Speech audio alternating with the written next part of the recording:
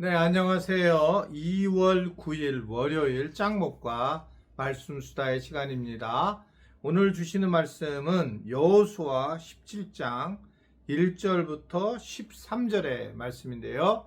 하나님 말씀을 보시겠습니다. 여호수아 17장 므낫세 지파를 위하여 제비 뽑은 것은 이러하니라. 므낫세는 요셉의 장자였고 므낫세의 장자 마길은 길르앗의 아버지라. 그는 용사였기 때문에 길르앗과 바산을 받았으므로 므낫세의 남은 자손을 위하여 그들의 가족대로 제비를 뽑았는데 그들은 곧 아비에셀의 자손과 헬렉의 자손과 아스리엘의 자손과 세겜의 자손과 헤벨의 자손과 스미다의 자손이니 그들의 가족대로 요셉의 아들 므낫세의 남자 자손들이며 에벨의 아들 길르앗의 손자 마길의 증손 므낫세의 현손 슬로브앗은 아들이었고 딸뿐이요 그 딸들의 이름은 말라와 노아 호글라와 밀가와 디르사라. 그들이 제사장 엘르아살과 눈의 아들 여호수아 지도자들 앞에 나와서 말하기를 여호와께서 모세에게 명령하사 우리 형제 중에서 우리에게 기업을 주라 하셨다 하며 여호와의 명령을 따라 그들에게 그들의 아버지 형제들 중에서 기업을 주므로 요단 동쪽 길르앗과 바산 외에 므낫세에게 10분깃이 돌아갔으니 므낫세의 여자 자손들이 그의 남자 자손들 중에서 기업을 받은 까닭이었으며 길르앗 땅은 므낫세의 남은 자손들에게 속하였더라.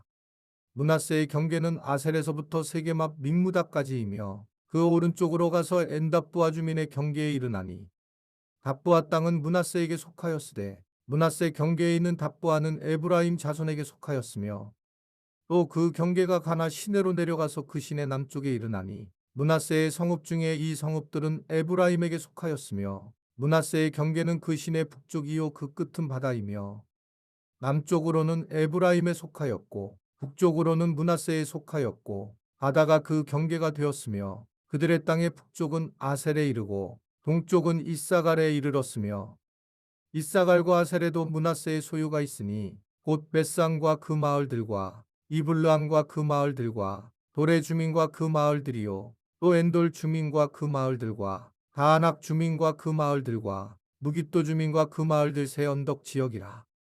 그러나 므낫세 자손이 그 성읍들의 주민을 쫓아내지 못하매 가나안 족속이 결심하고 그 땅에 거주하였더니 이스라엘 자손이 강성한 후에야 가나안 족속에게 노역을 시켰고 다 쫓아내지 아니하였더라. 네, 오늘 말씀은 므낫세 지파가 이제 분배를 받은 기업에 대한 이야기가 나옵니다. 그런데 오늘 주목해야 될 부분은 바로 이 슬로브핫의 5딸이에요. 슬로브핫은 그 아들 없이 죽게 되고 그리고 당시 이제 관습상 남성들에게만 이제 기업 땅이 이제 분배가 되는 상속이 되는 그런 상황이었습니다. 그러자 이 5딸이 하나님의 약속을 근거로 자신들에게도 기업을 달라라고 하는 것을 요구하는 겁니다. 근데 이것은 결국 어떤 딸로서의 단순한 청원이 아니라 하나님 말씀을 붙드는 믿음의 표현이다라고 하는 것을 볼 수 있습니다. 결국 이 모세가 이들을 과거에 요청대로 율례를 제정했고 이제 오늘 실제로 이제 여호수아가 이 기업을 나눠주는 상황이었는데 결국 이러한 것들을 즉 하나님이 말씀하시는 것을 붙들면서 이 슬로브핫 딸들이 결국은 이제 땅을 기업으로 받게 되는 장면이 오늘 본문의 말씀입니다. 이제 우리가 살아가면서 사실은 어떻게 보면 이제 우리 예상치 못한 일들을 만날 때마다 결국은 하나님께서 어떻게 하셨는지를 기억하고 그 본질을 중심으로 우리가 어떻게 살아가야 할 것인가를 결정하는 것이 굉장히 중요하다고 생각을 합니다. 슬로브핫의 딸들은 결국은 이들이 현재에 대한 두려움, 현재에 대한 억울함 이것으로만 가지고 있었으면 어떻게 보면 이들은 결코 이 땅을 기업으로 받을 수 없었을 것입니다. 그러나 이들은 결국 하나님께서 모세에게 약조했던 그러한 분들을 기억하고 그 하나님의 말씀에 따라서 요구를 했기 때문에 어쩔 수 없는 상황에서 요구를 들어주시는 그런 모습을 보이게 됩니다. 인간의 어떤 모습들 중에서 우리가 때로는 우리가 이 어떤 논리를 가지고 펴야 될 때가 있는데 그 논리의 핵심 중에 제일 중요한 것이 결국은 하나님의 말씀이 어땠는가라고 하는 부분입니다. 저는 그래서 이 하나님께서 우리에게 가장 많이 말씀하시는 게 뭐냐면 여호와 하나님을 기억하라. 하나님의 말씀을 기억하라. 내가 내게 행한 일들을 기억하라. 라고 하신 말씀들을 계속 하고 계신 것을 볼 때에 우리가 이 세상에서 어떤 것보다 하나님의 말씀을 기억하고 살아가는 것이 굉장히 중요하다라는 것들을 오늘 또 이 슬로브 탓의 5달을 통해서 우리가 이해를 할 수가 있습니다. 그렇게 되면 어떤 이 논리가 있어야지만 결국은 모든 문제가 해결해질 수 있는 그런 과정으로 간다. 그러니까 하나님의 약속을 정말 하나님의 말씀을 정확하게 알고 가지고 있다면 그것을 우리가 의지해서 살아가면 실질적으로 이 땅에 살아가면서 믿음의 기업을 얻을 수 있다라고 하는 것을 얼마든지 우리가 생각할 수 있는 그런 부분이라는 겁니다. 결국은 우리가 이 슬로브 핫의 딸의 이야기를 오늘 볼 수 있게 되고, 또 하나는 므낫세가 지파가 분배받은 땅은 이제 가나안 족속이 계속 남아 있었는데, 우리가 이미 알다시피 하나님은 계속 그들을 쫓아내라고 했지만 므낫세는 이들을 못 쫓아냈어요. 그래서 시간이 지나자마자 이들은 오히려 강성해지고, 그리고 이제 그들을 오히려 노역을 시키면서 펠리암 쪽으로 타협을 하게 됩니다. 그러면서 이제 나중에는 심각한 문제가 되는데, 우리가 좀 알아야 될 부분은 하나님이 말씀하시는 순종에 대한 이야기입니다. 하나님은 우리가 뭔가 머리를 써서 순종하는 것이 아니라 온전한 순종을 받기를 원하신다는 거예요. 즉 부분적인 순종이 아니라 온전한 순종을 다하는 것들이 되게 중요하다라고 하는 것을 보게 됩니다. 제가 이제 이런 말은 잘 안 하려고 했는데 자꾸 이제 이런 얘기를 하면 또 안 좋으니까, 뭐가 안 좋냐면 제가 제 의를 드러내니까, 그러니까 저희가 이제 아파트가 있어가지고 아파트를 팔아서 개척을 하게 되었어요.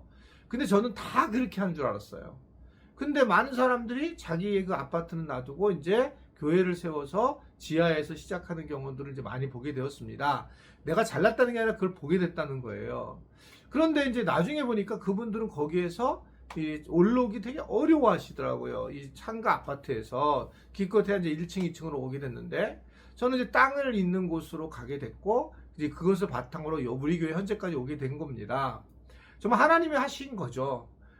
그럼에도 불구하고 저는 그때 제가 순종한다라는 그런 표현을 한 적도 없고 순종한 것도 아니지만 하나님이 나를 순종케 하셨고 저희 아내에도 또 설득을 하게 하고, 이러한 것들이 통해서 저희가 어떻게 보면 그냥 모에 홀린 듯 온전한 순종을 하게 되었구나 라는 생각을 하게 돼요. 사실 온전한 순종을 하게 되어서 어떻게 보면 하나님께서 우리 교회를 부흥케 하신 게 아닌가 라는 것이 제가 느낄 수 있는 그런 마음이고 생각입니다. 여러분 어떻게 생각하세요? 결국은 그래서 우리가 여기 사택에서 16년을 이제 사택에서 살다가 이사를 가게 됐고, 이런 부분들도 어떻게 보면 내가 챙길 수 있지만 그냥 교회를 위한 마음들이 가득했고, 그것이 제가 일부러 결단해서 한 것이 아니라 무엇인가 홀린 듯 성령께서 뭔가 날 지배하듯, 그러니까 나중에 보니까 그런 거예요. 지금 보니까요. 그걸 내가 생각해서 그 여름에 여기 엄청 더울 때 나 이사를 가겠다, 아파트로 가겠다, 조금 빚을 덜해서 가겠다 이러면 우리 교회에서 반대를 해줄 분이 어디 있겠습니까?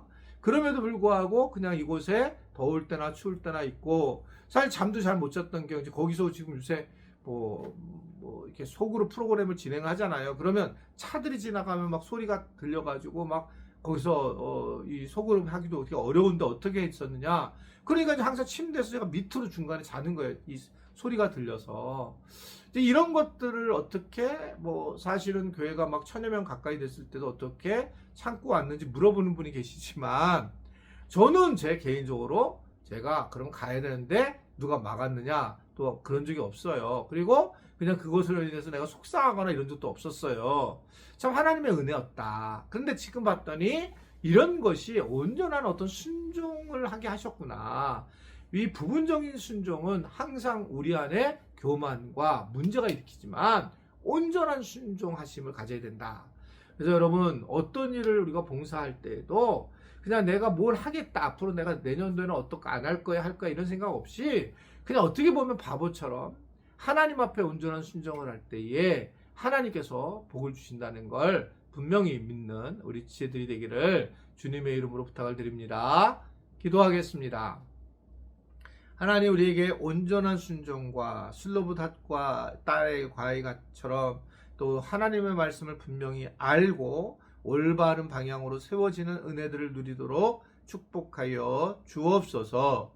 예수님의 이름으로 기도드리옵나이다. 아멘.